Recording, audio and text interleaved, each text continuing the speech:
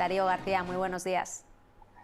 Muy buenos días, ¿qué tal? Bueno, tenemos unas bolsas europeas que continúan más o menos estables, tranquilas. Un IBEX 35 que ahora mismo se sitúa, sí, continúa por encima de los 9.200, por poquito, 9.210,3 puntos. Cuéntanos cómo ves hoy este arranque de la jornada, estas dos primeras horitas de cotización. Pues la verdad que bastante tranquilas. Es cierto que hoy estamos viendo sobre todo grandes correcciones en el DAX alemán dentro de la referencia en Europa, mientras que los índices de los países de la cuenca del Mediterráneo, España, Italia y Francia, son los que más están subiendo en la sesión, propiciados entre otros por los sectores más tradicionales y cíclicos favorables a una recuperación económica como son el sector turístico o el sector bancario. Precisamente en los bancos podemos prestar el foco donde hoy en el IBEX 35 tenemos al Banco de Sabadell liderando las subidas, pero por detrás de Meliá Hotels y Merlin Properties, sector inmobiliario y sector turístico, que están liderando la sesión. Las energéticas hoy son las que están pinchando dentro del IBEX precisamente por las correcciones que estamos viendo en los barriles de tanto Brent como Texas, así como en el gas natural. Y bueno, pues a la expectativa, sobre todo, y más importante de la sesión de hoy, que será la batería de datos de Estados Unidos, donde encontraremos el PIB de Estados Unidos junto con el PCE, importante porque es la referencia que utiliza la Reserva Federal para conocer la evolución de los precios, aunque estos sean más de referencia empresarial que a nivel de consumidor. Y por otro lado también los datos de pedidos de bienes duraderos, tanto el dato base como el que excluye los datos de transporte, muy influenciados también por la recuperación de la demanda.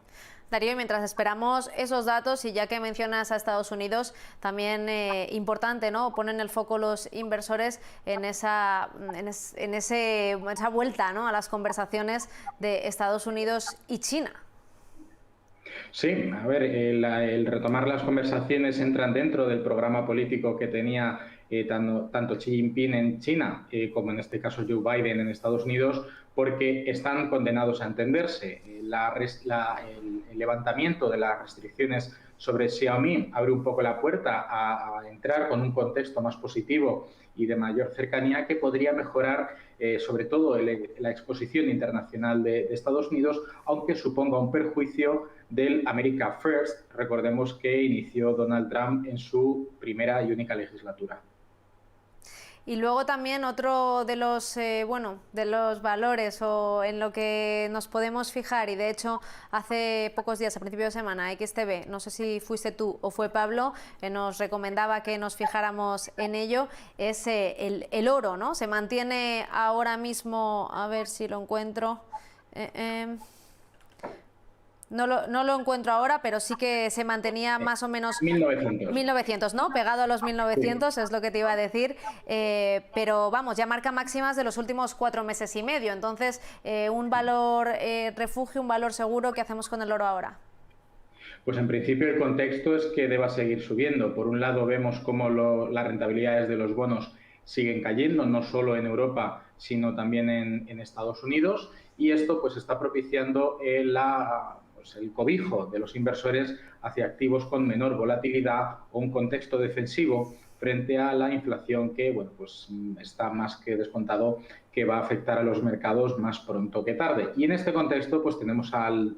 oro, que después de haber tocado mínimos con un doble suelo durante el mes de marzo de este año, en torno a los 1.680 dólares por onza, la recuperación tan lineal que está teniendo, incluso rompiendo algunas resistencias que ha venido dibujando durante los últimos meses, es muy probable que encontremos la cota, al menos de más corto plazo, en los 1.921 dólares por onza, que recordemos que fue el máximo histórico que ha venido marcando la cotización del oro hasta que alcanzase el último nuevo máximo histórico en el mes de agosto, en torno a los 2.075 dólares por onza. Por lo tanto, tenemos una resistencia muy importante, pero el contexto del mercado prácticamente están descontando que ese nivel se va a alcanzar, si no en la jornada de hoy, más difícil, quizá en la de mañana, pero quizá para la semana que viene, con nuevos datos provenientes de Estados Unidos, tengamos ese objetivo dentro de la onza de oro. Darío, y una noticia que hoy copaba las portadas de los medios internacionales era esa sentencia a Shell, ¿no?, de que tiene que reducir a la mitad sus emisiones porque la consideran en parte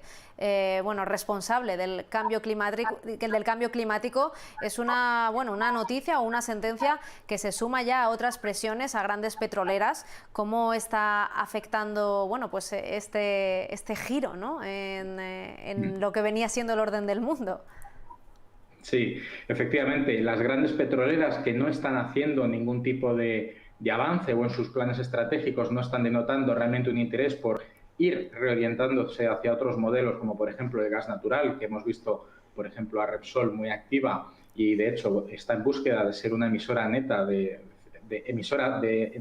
cero emisiones, perdón, neta de gases contaminantes, pues en este caso Shell puede ser el ejemplo de castigo para que el resto de petroleras que no sigan ese modelo hacia el cambio hacia lo más sostenible con el medio ambiente, pues vean en Shell el ejemplo de lo que puede suceder a otras grandes petroleras que no sigan este camino hacia la reorientación del negocio. Es cierto que estas grandes compañías históricamente tradicionales lo tienen más complicado para reorientar el negocio y por eso a más corto plazo, y a más corto plazo estamos hablando de a varios años vista en este sector, es cierto que el gas natural es el más asequible porque mucha de la infraestructura física que existe para la exploración y extracción de petróleo también puede servir para el gas natural. Ya llevarlo a un extremo de que Repsol se dedique a energías renovables de fuentes totalmente sostenibles, como sea la eólica o la solar, todavía es un paradigma, pero sí es cierto que en algún momento del futuro incluso las grandes petroleras deberán cambiar su modelo de negocio. Y ya por último, y como siempre, Darío, te quiero pedir alguna recomendación. Bueno, pues en el contexto actual y viendo el comportamiento que está teniendo el IBEX 35, es bastante evidente que los bancos son muy positivos en el contexto actual, incluso cuando veamos una subida más evidente de los precios a pie de calle y veamos una retirada de los estímulos o el tapering por parte del Banco Central Europeo o incluso en la Reserva Federal, que recordemos que es muy probable que sea la primera entidad central que realice algún tipo de cambio en este aspecto, pues los bancos son muy favorecedores a que veamos una recuperación de los tipos de interés, una reactivación de la economía y, por lo tanto, una reactivación del negocio bancario muy importante, dado que durante el año pasado, recordemos, los bancos han tenido prácticamente que gravar con múltiples e infinidad de comisiones a sus clientes para intentar sobrevivir y bueno, pues pasar el año 2020 como lo hemos visto. Por lo tanto, los bancos siguen siendo punteros en cuanto a estas perspectivas y en el caso concreto de España seguimos viendo no solo a Bankinter, que intentará recuperar el hueco dejado en su cotización por línea directa, sino CaixaBank tras la fusión con Bankia y, por supuesto, Banco Sabadell, donde su filial británica TSB, recordemos en su último informe de resultados, entraba en beneficios después de varios años. Pues apuntadas quedan esas recomendaciones. Daría García, XTV, gracias como siempre, buen día. Igualmente, buenos días. Un saludo.